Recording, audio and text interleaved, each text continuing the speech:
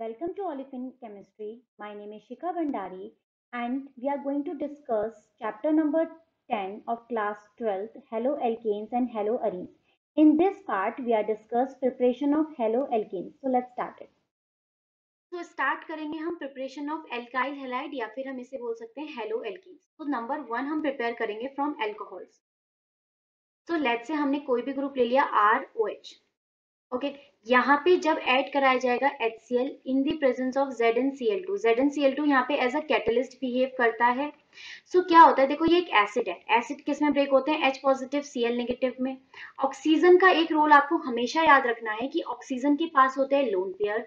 जब भी ये लोन पेयर किसी इलेक्ट्रॉन डेफिशिएंट ग्रुप को देखते हैं तो अपने लोन पेयर डोनेट कर देता है। ये डोनेट करने का मतलब क्या है, यहाँ पे ये इस तरह से इसके साथ बॉन्ड बना देता है, इस तरह से।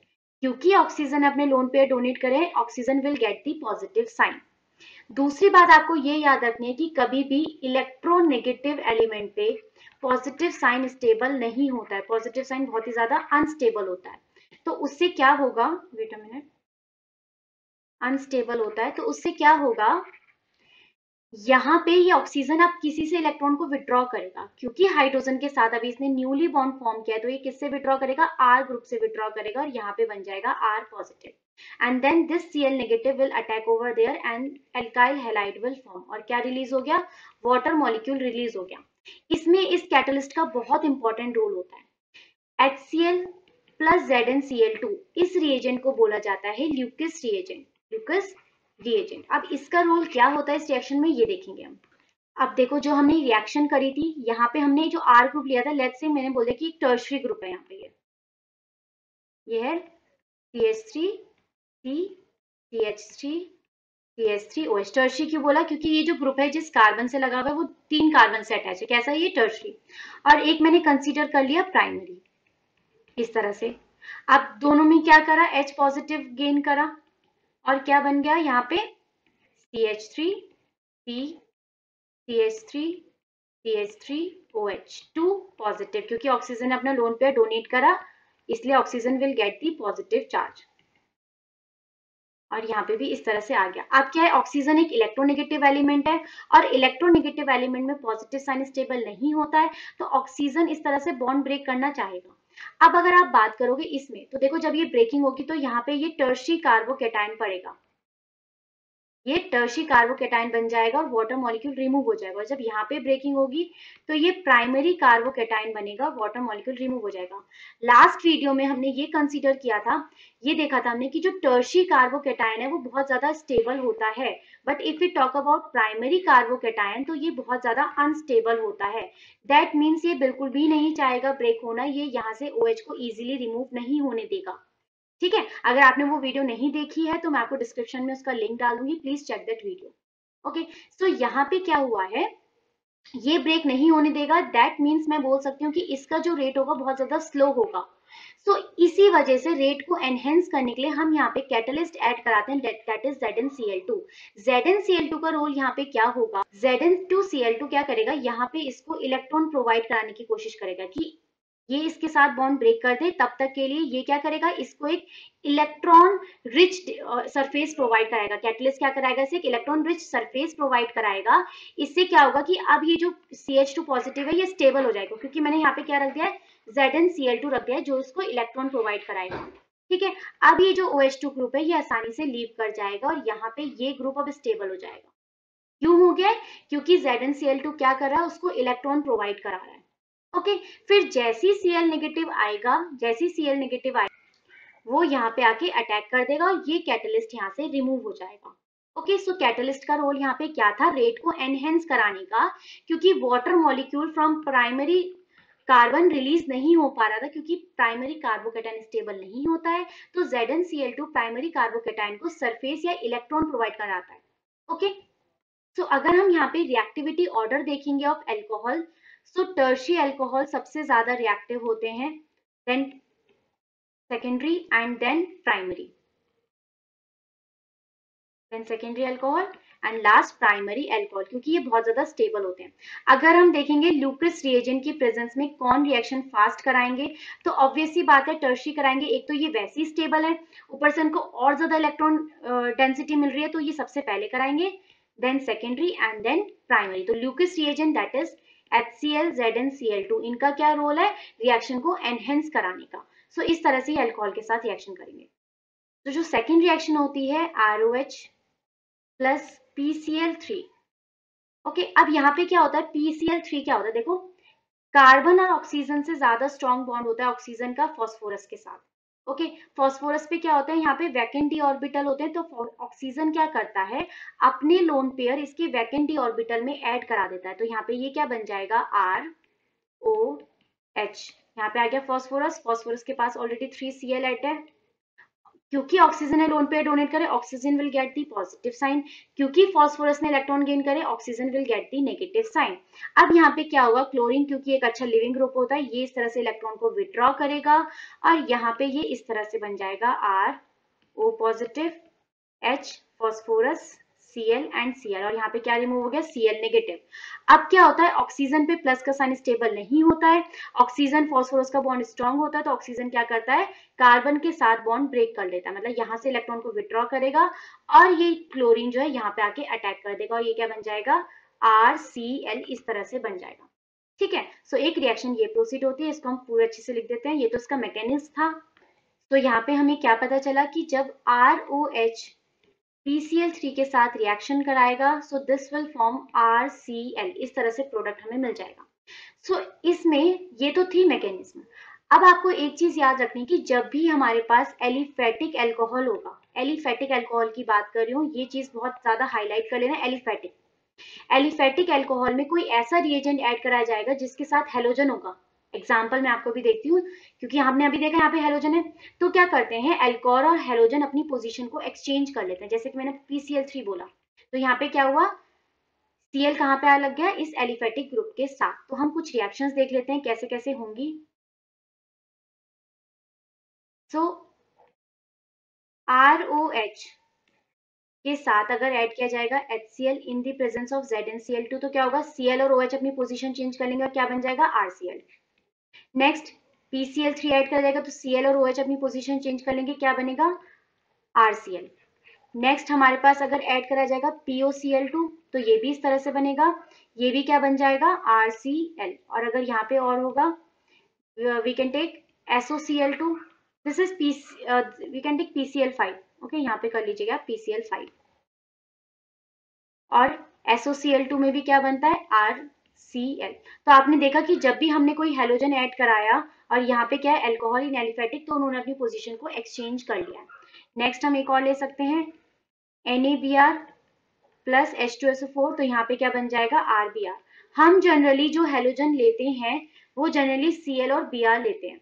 ठीक है, आयोडीन एंड फ्लोरीन को हम कंसीडर नहीं करते क्योंकि ये एबनॉर्मल बिहेवियर शो करते हैं. क्योंकि फ्लोरीन का जो साइज होता है बहुत ही ज्यादा स्मॉल होता है और आयोडीन का साइज जो बहुत ही ज्यादा लार्ज होता है.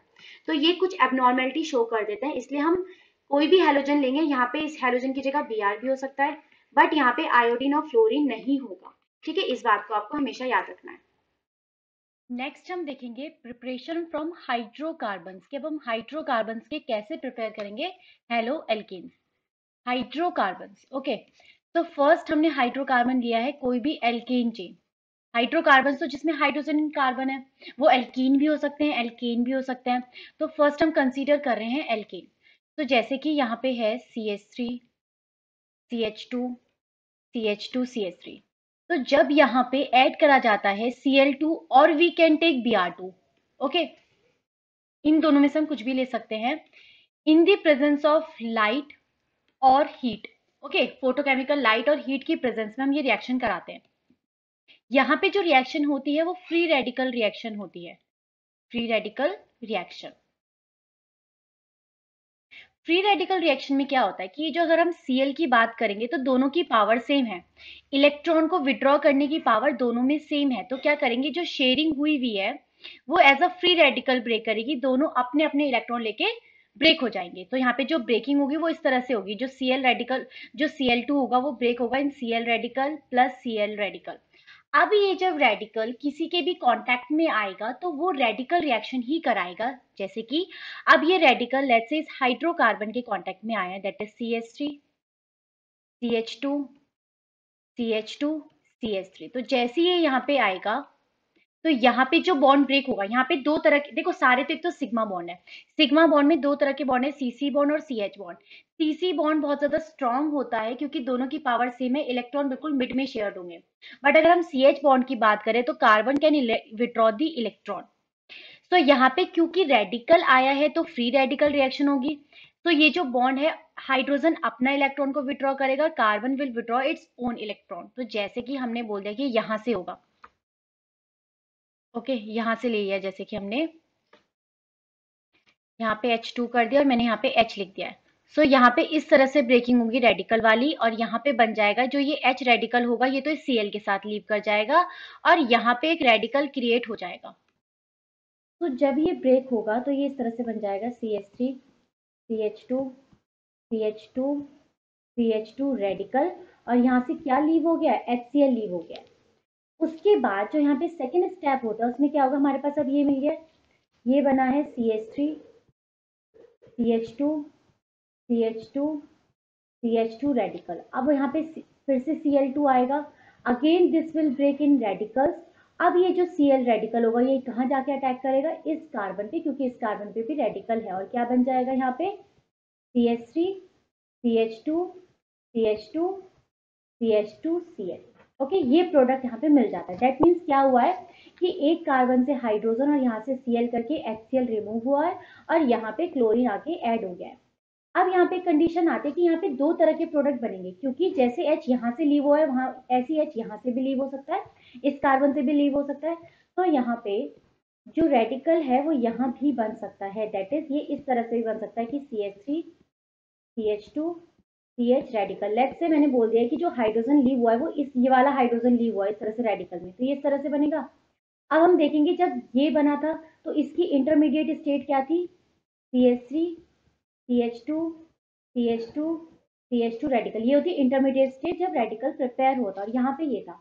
अगर हम देखेंगे तो हमने लास्ट वीडियो में कंसीडर किया कि रेडिकल होते हैं वो भी क्या होते हैं, कार्बोकेटाइन की तरह होते हैं, क्या होते हैं, इलेक्ट्रॉन डेफिशिएंट होते हैं। अब जब ये ग्रुप इलेक्ट्रॉन डेफिशिएंट है तो यहाँ पे इस रेडिकल को दो साइड से इलेक्ट्रॉन प्रोवाइड हो रहे हैं, इन दोनों साइड से, और यहाँ पे सिर्फ एक साइड से प्रोवाइड हो रहे हैं। दैट मीन्स ये रेडिकल ज्यादा स्टेबल होगा, और जो इंटरमीडिएट ज्यादा स्टेबल होता है वो प्रोडक्ट ज्यादा अमाउंट में बनता है। दैट मीन्स जब क्लोरीन इस वाले पे लगेगा तो that will be the major product, और जब क्लोरीन इस पे लगेगा that will be the minor product. तो दो तरह के प्रोडक्ट बनेंगे। तो जब भी आपसे पूछा जाएगा complete the reaction with the major product, तो आप इस प्रोडक्ट को बना के आएंगे। तो हम इस रिएक्शन को कंसीडर करते हैं दोबारा। सो हमारे पास रिएक्शन क्या थी, CH3 CH2 CH2 CH3। तो जब भी हम यहाँ पे Br से कर लेते हैं, Br2 ऐड कराएंगे, जब भी हम ऐड कराएंगे इन द प्रेजेंस ऑफ लाइट और हीट, तो यहाँ पे फ्री रेडिकल रिएक्शन होगी। फ्री रेडिकल रिएक्शन में क्या होगा, HBr रिलीज होगा फ्रॉम दैट कार्बन, जो कार्बन स्टेबल होगा, या फिर फ्रॉम दैट जो रेडिकल स्टेबल होगा। तो जो यहाँ पे प्रोडक्ट बनेगा वो इस तरह से बनेगा। Okay, this will be the major product and this will be the minor product. ये क्या बनेगा, माइनर प्रोडक्ट बनेगा। सेकेंडली, अब ये हो सकता है कि इस कार्बन पे भी आ सकता है, तो चाहे 1 2 सेकेंड इसको भी बोल सकते हैं, 1 2 सेकेंड इसको भी बोल सकते हैं, तो दोनों सेम थिंग है। तो यहाँ पे दो प्रोडक्ट बनेंगे, एक मेजर और एक माइनर। अब हमारे पास नेक्स्ट हाइड्रोकार्बन्स में भी ही आता है फ्रॉम एल्कीन्स की, एल्कीन से कैसे प्रिपेयर होंगे। ओके, सो एल्कीन हमने ले लिया CH3 CH double bond CH2, और यहाँ पे हमने ऐड करा दिया HBr। ओके, सो यहाँ पे आपको एक चीज याद रखनी है, जब भी आपको अनसैचुरेटेड ग्रुप दिखेगा प्लस इसमें कोई ऐसा रिएजेंट ऐड कराया जा रहा है जो प्लस और माइनस में ब्रेक हो रहा है, देखो ये प्लस माइनस में ब्रेक हो रहा है, तो यहाँ पे जो रूल फॉलो होता है that is Markovnikov rule, Markovnikov rule. Okay, इस रूल में क्या होता है कि जो अनसैचुरेटेड कार्बन होते हैं, जो मेन टारगेट कौन होंगे यहाँ पे, अनसैचुरेटेड कार्बन होंगे। जो अनसैचुरेटेड कार्बन होते हैं, negative part will attack on that carbon which has less number of hydrogen, and positive part will attack on that carbon which has more number of hydrogen. Okay अब ये कैसे देखो, ये है अनसैचुरेटेड पार्ट, इस वाले कार्बन पे मोर number of hydrogen है, दैट मीन्स जो पॉजिटिव पार्ट होगा वो यहाँ पे आके अटैक करेगा, and this carbon has less number of hydrogen, that means negative part will attack on that carbon, और यहाँ से ये पाई बॉन्ड ब्रेक हो जाएगा। तो यहाँ पे क्या बन जाएगा, CHBr and this will B CH3, इस तरह से हमें प्रोडक्ट मिल जाएगा। ठीक है, सो आपको जब भी अनसैचुरेटेड ग्रुप दिखेगा तो कौन सा रूल फॉलो होगा, मार्कोवनिकॉफ रूल फॉलो होगा। नेक्स्ट हमारे पास आता है कि अभी तो हमने देखा कि हमने जो अनसैचुरेटेड कंपाउंड है उसमें हमने ऐड कराया HBr, अगर हम ऐड कराएंगे Br2 का तो कैसी रिएक्शन प्रोसीड होगी।